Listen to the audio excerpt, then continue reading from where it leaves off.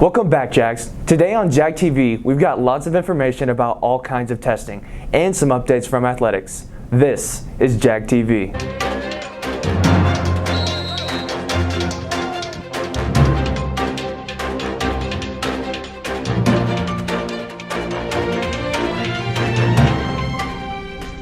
Payment for AP exams ends today at noon. You need to submit your payment or you won't be able to take your AP exams. And there's only 1 week until spring break, so now's your time to make sure late work is turned in. The Texas Education Agency recently announced that the STAR tests will not be waived this year. Eduardo spoke with lead counselor Courtney Tarbos to get information about who will be tested on campus. As spring draws near, there are a lot of questions about end-of-course exams and what they will look like. At this point, TEA, the Texas Education Agency, has deemed that STAR testing is still going to happen and that they are requiring it to take place in person on campus. So even students that are in virtual learning would need to come to campus to test. But students who can't satisfy the in-person requirement this spring shouldn't worry, as more testing dates will open up throughout the year. So if students miss the first date of testing here in the spring, they will be asked to come and test in the summer. And so during the week of June 22nd here at Johnson, we will have STAR testing for every subject, and that will be available to every student that missed testing during the school year. And although the district is doing all that it can to make sure this year's testing goes smoothly, students still have some concerns. Everyone's circumstances are different for staying at home during school or coming in person, but I think that they should give everyone an equal opportunity, whether it's taking it online during the STAR test or taking it in person. So I just think it's a little bit unfair to the kids who are at home and have to be forced to come to school to take the STAR test. And as plans are constantly changing to adapt to the virus, it's important to make sure you're up to date on the most recent information.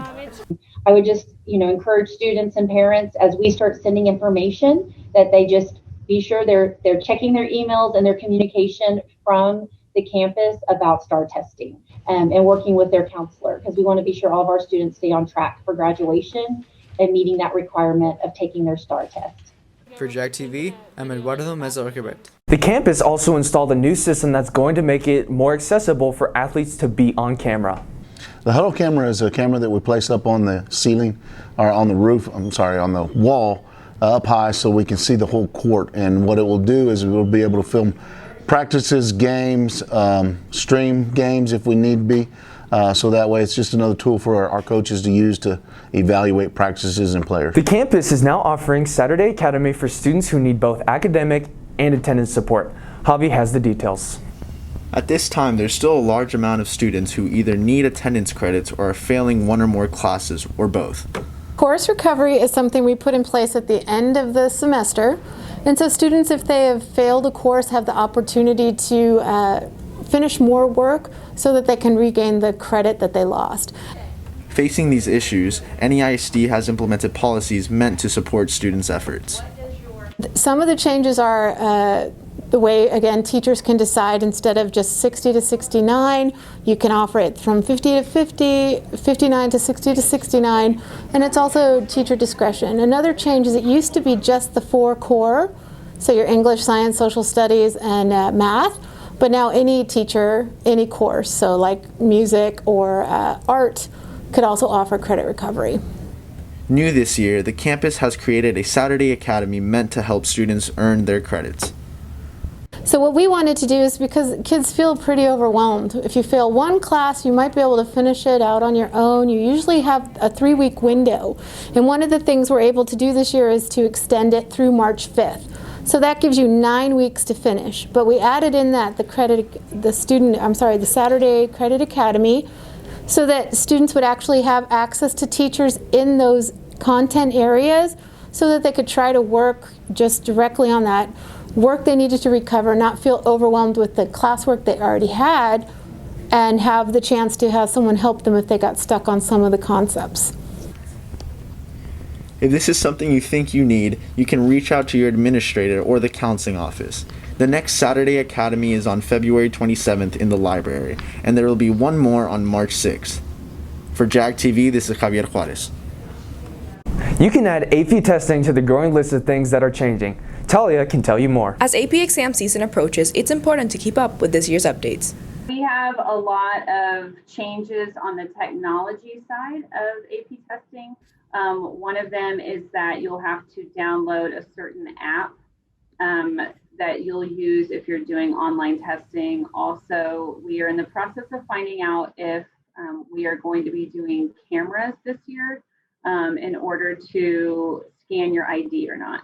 We'll know more about the technology aspects of the test on March 3rd. Students who do not have access to the technology needed will have to do the test in person. The school will not provide Chromebooks. You also cannot use your phone or iPads. Right after spring break, we're going to send out a survey, and the survey is going to list all of the options for in-person and all of the options for online testing. You have to select one or the other, and you're not going to be able to switch back and forth. The only exceptions would be the music theory or any STEM classes. With this year's schedule changes, it has been difficult to adjust, but teachers have found resources to help.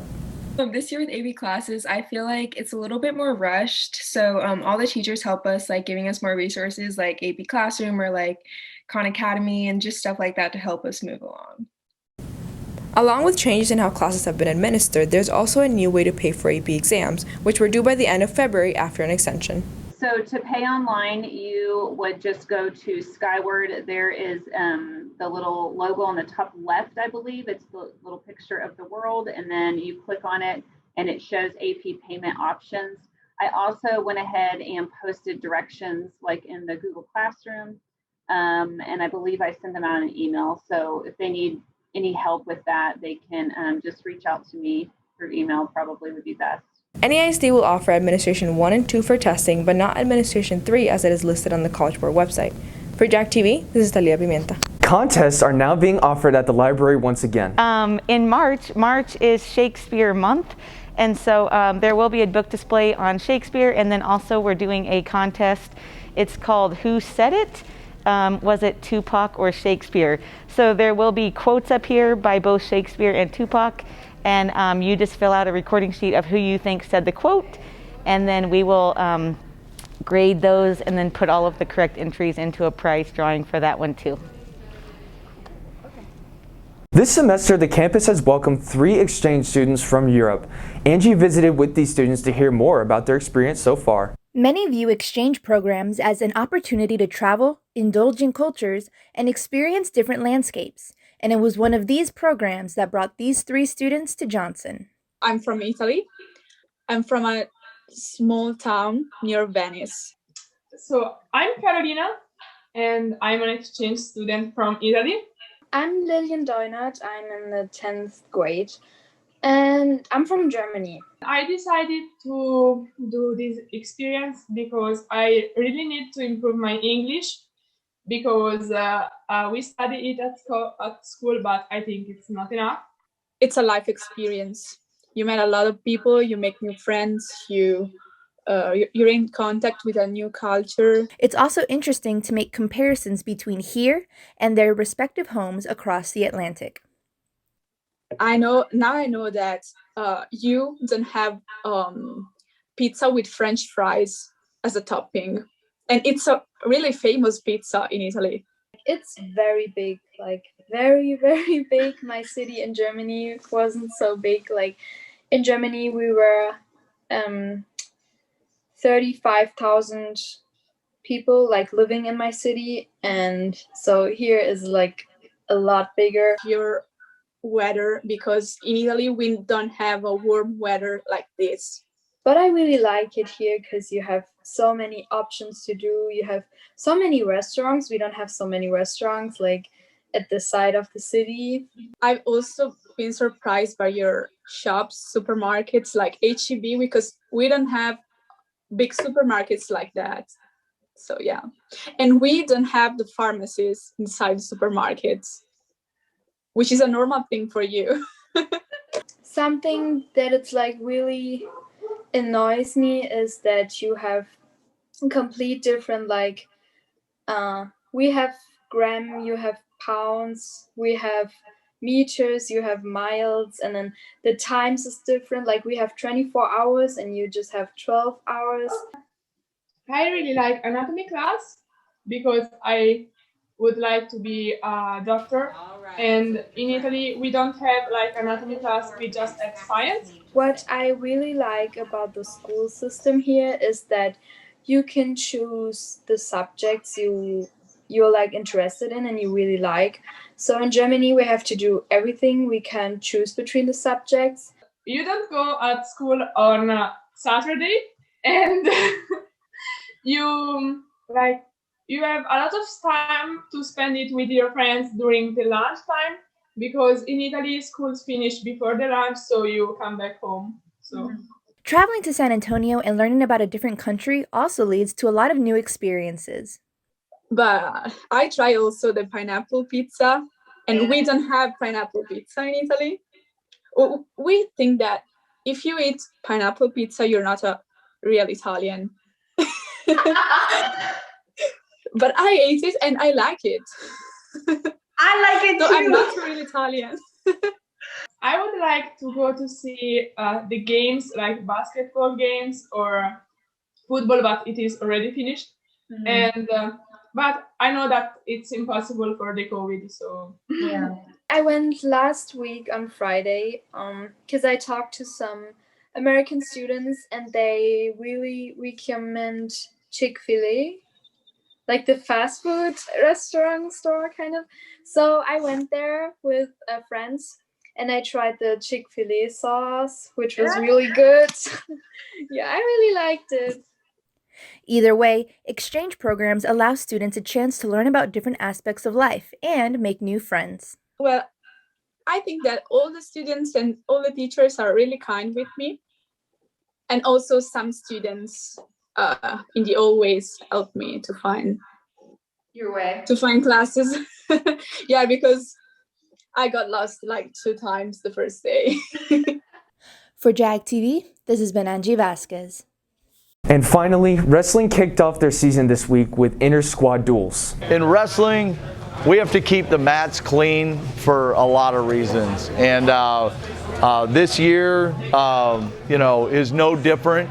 But after we're done with sessions, obviously we're in a lot of contact, but we're isolating, like, wrestlers the small guys don't wrestle the big guys, and as they're grouping, they work with those same groups just about every day. And so we can, track who anybody's had contact with. Now here's something fun from our crew.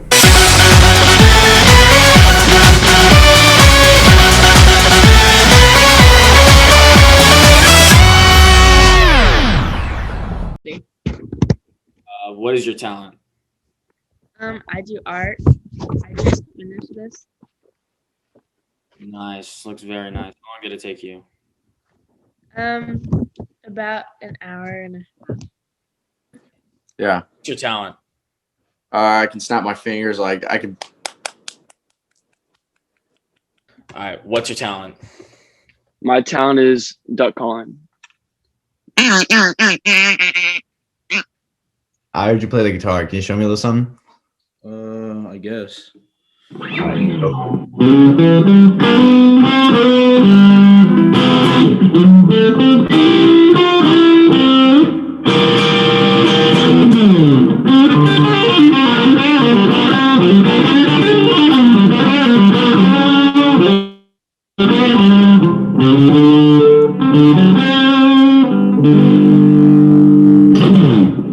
Oh, that was sick. This week, Jags, from our studio A128, I'm Ethan Blanchett. See you next time, Jags.